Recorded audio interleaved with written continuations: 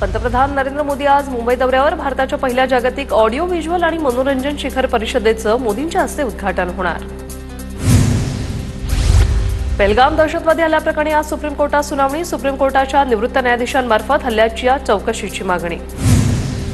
आजपासून भारताच्या संरक्षण दलात मोठे बदल. नवीन अधिकारी भारतीय हवाई दल, लष्कर आणि त्रिसेवा कर्मचाऱ्यांमधील महत्त्वाच्या पदांचा कार्यभार स्वीकारतील. नवीन वरिष्ठ कमांडरची नियुक्ती होणार. राजधानी दिल्लीत बैठकांचं सत्र सुरूच. पंतप्रधान नरेंद्र मोदींच्या निवासस्थानी रात्री महत्त्वाची बैठक. परराष्ट्र मंत्री एस जयशंकर यांच्यासह तिन्ही सैन्य दल प्रमुखांच्या बैठकीला उपस्थित. राष्ट्रीय सुरक्षा सल्लागार अजित डोवालही या बैठकीला उपस्थित होते. भारत आणि पाकिस्तानने होऊ शकणारा संघर्ष टाळावा. संयुक्त राष्ट्रसंघाचा पाकिस्तान आणि भारतात मध्यस्थीचा प्रयत्न. पहलगाममधील दहशतवादी हल्ल्याचा निषेध व्यक्त.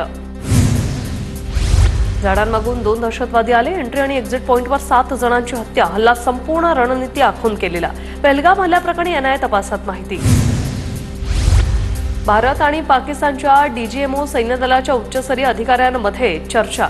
पाकिस्तानकडून होणाऱ्या शस्त्रसंधीच्या उल्लंघनाला भारताचा विरोध.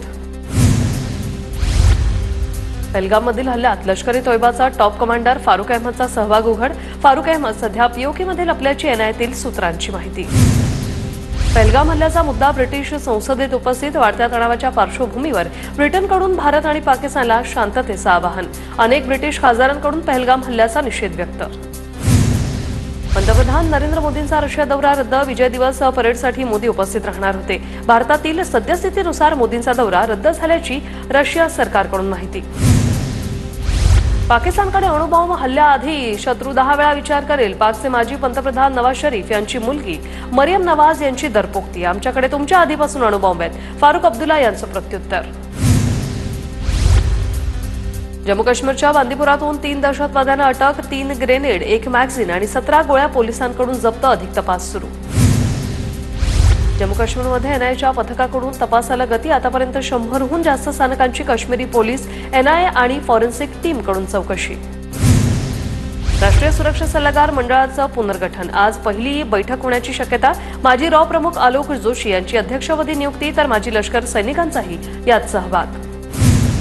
पहलगाम हल्ल्यानंतर पंजाब सरकार आता अलर्ट मोडवर. पाकिस्तान बॉर्डर शेजारी अँटी ड्रोन मिसाईल तैनात. भारतात शस्त्र आणि ड्रग्ज पाठवणाऱ्या ड्रोनकडे लक्ष. पहलगाम दहशतवादी हल्ल्यानंतर मंत्री नितेश राणे सतर्क. सागरी मंडळाचे प्रकल्प, बंदरं, जेट्टी, मत्स्य व्यवसाय अवैध बांगलादेशी, पाकिस्तानी आढळल्यास चौकशी करण्याचे नितेश राणेंचे आदेश. सर्च ऑपरेशन, कोमिंग ऑपरेशन राबवून कामगारांच्या ओळखपत्रांची तपासणी, आधार कार्डचीही तपासणी होणार. तर पहलगाम हल्ल्यातील दहशतवादी लष्कर ए तोयबाचा टॉप कमांडर सहभागी. फारुक अहमद पीओकेत लपल्याची माहिती. 2 वर्षात फारुक अहमदनं इतर दहशतवाद्यांच्या मदतीने अनेक हल्ले केल्याची माहिती. हल्ल्याच्या 1 दिवस आधीच जालन्याच्या पर्यटकांना दहशतवाद्यांना पाहिलं. दहशतवाद्यांनी धर्म विचारला. पर्यटक आदर्श राऊत यांनी एनआयएला ईमेल करून माहिती दिली. पहलगाममध्ये प्लॅन करून दहशतवाद्यांनी पर्यटकाची हत्या केली. एनआयएची माहिती. फुटीरतावादी धार्मिक संघटनांपासून दूर राहा. पहलगाम हल्ल्यानंतर श्रीनगर पोलिसांच्या नागरिकांना सूचना. इतिहाद उल मुसलमान आवामी ॲक्शन कमिटीच्या कार्यक्रमात न जाण्याच्या सूचना. पाकिस्तानी शेअर बाजारात 2500 पेक्षा जास्त अंकांची घसरण. 2 तासांमध्ये 46,000 कोटी पाकिस्तानी रुपयांचं नुकसान. एक महत्त्वाची बातमी. गोरेगाव पश्चिमला एका रिक्षाला आग लागली. आग आटोक्यात आणण्याचं काम सध्या सुरू आहे. आगीची माहिती मिळताच अग्निशमन दल घटनास्थळी दाखल झाले. सुदैवाने या घटनेत कोणतीही जीवितहानी झाली नाही. हे दृश्य आपण पाहतोय. गोरेगाव पश्चिमला या रिक्षाला अचानक आग लागली. मात्र सुदैवाची गोष्ट यात कोणतीही जीवितहानी झाली नाही. अग्निशमन दल घटनास्थळी दाखल झालं. हे आग आटोक्यात आणण्याचं काम सुरू आहे. उल्हासनगरमध्ये कारने रस्त्यावरील कुत्र्याला चिरडलं. कार चालक फरार आहे तर घटना सीसीटीव्हीत कैद झाली. उल्हासनगरच्या कवराम मुख्य रस्त्यावरील ही घटना. कार चालकाचा शोध घेऊन कारवाईची मागणी होते. कारने रस्त्यावरील कुत्र्याला अक्षरशः चिरडलेल्या ही संपूर्ण घटना सीसीटीव्हीत कैद झाली. या कार चालकाचा सध्या शोध सुरू आहे. उल्हासनगरच्या कवरराव चौक मुख्य रस्त्यावरील ही घटना.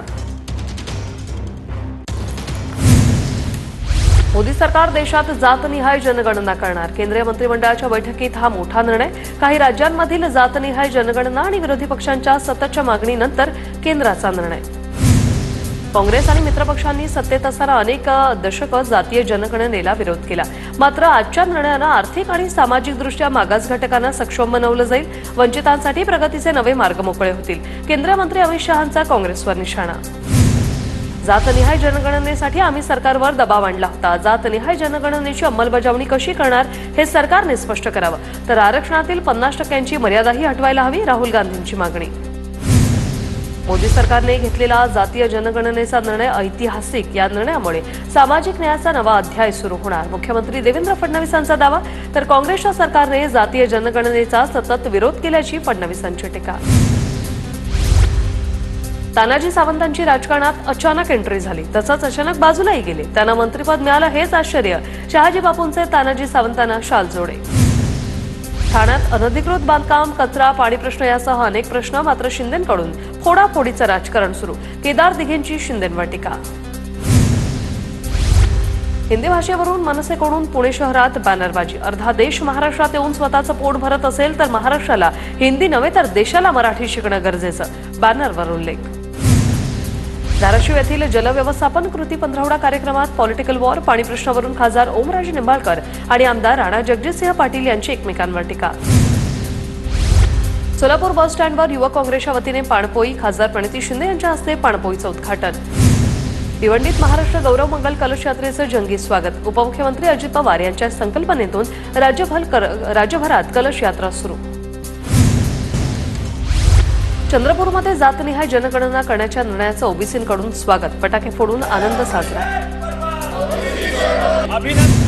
नांदेड शहरातील अनेक भागात 15 ते 20 दिवसांपासून निर्जली आक्रमक महिलांनी विभागीय पाणीपुरवठा अधिकाऱ्यांवर बांगड्या फेकल्या. भिवंडी ठाणे महामार्गावरील उड्डाणपुलाचं गर्डर घेऊन जाणाऱ्या ट्रॅकमधून गर्डर रस्त्यावर कोसळला. सुदैवानं हानी टळली. वाहतूक विस्कळीत. कोल्हापुरात अहिल्यादेवी होळकर त्रिशताब्दी जयंतीनिमित्त स्वराज्य महारॅलीचं आयोजन. महारॅलीचे नवदंपत्यांनी केलं स्वागत. यवतमाळमध्ये अक्षय तृतीयेनिमित्त होणारे 2 बालविवाह रोखण्यात प्रशासनाला यश. राळी गावातील गोपालनगर आणि दिग्रसमधील डोळंबा येथे बालविवाह रोखले.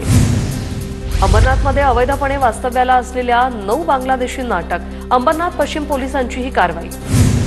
डोंबिवलीमध्ये लिव्ह इन रिलेशनशिपमध्ये राहणाऱ्या जोडप्यामध्ये वाद. प्रियकराकडून प्रेयसीची हत्या. कल्याण क्राईम ब्रांचकडून प्रियकराला बेड्या. बस पूर्ण भरल्यानं चालकानं कंटाळून बस थांबवली. पवईमधील IIT मार्केट परिसरातील घटना. चालकानं बस थांबवल्यानं प्रवाशांमध्ये तणाव. जालन्याच्या भोकरदन तालुक्यात पारत परिसरात दिवसा ढवळ्या वृक्षतोड सुरू. महसूल व वनविभागाचे अक्षम्य दुर्लक्ष. वनविभागाने याकडे गांभीर्याने लक्ष देण्याची नागरिकांची मागणी. बारामतीतील एका हत्येच्या खटल्यात 12 जणांना जन्मठेपेची शिक्षा. बारामती न्यायालयाचा ऐतिहासिक निर्णय. दौंडच्या विनोद नंदरवार यांची 3 मे 2018 रोजी झाली होती हत्या. नांदेडच्या किनवट तालुक्यातील इस्लामपूरमध्ये उष्माघाताने महिलेचा मृत्यू. उष्माघातामुळे उलटी व जुलाब झाल्याने लक्ष्मीबाई यांचा मृत्यू. कल्याण DSP स्क्वॉडकडून आंबिवलीतील इराणी वस्तीमधून इराणी रेडी डॉन फिजा इराणीला बेड्या. 1,16,000चा MD ड्रग्ज जप्त. बीड जिल्ह्यात मुलींचा जन्मदर इतर जिल्ह्यांच्या तुलनेत कमी. 1,000 मुलांच्या मागे 861 मुलींचा जन्म तर मुलींच्या तुलनेत मोठी तफावत. बीडच्या पुसरामध्ये विहिरीत पडलेल्या हरणाला जीवदान. रेस्क्यू करत हरणाला वनविभागाच्या कर्मचाऱ्यांकडे दिलं. बीडमध्ये संत ज्ञानेश्वर माऊली महाराज यांच्या 25व्या पुण्यतिथीनिमित्त अखंड हरिनाम सप्ताह. IPS कमलेश मीना आणि संप्रदायातील महाराज मंडळींच्या हस्ते श्री क्षेत्र साखरवाडी येथे स्तंभपूजन. शिवमहापुराण कथेच्या मंडप उभारणीची शुभारंभ.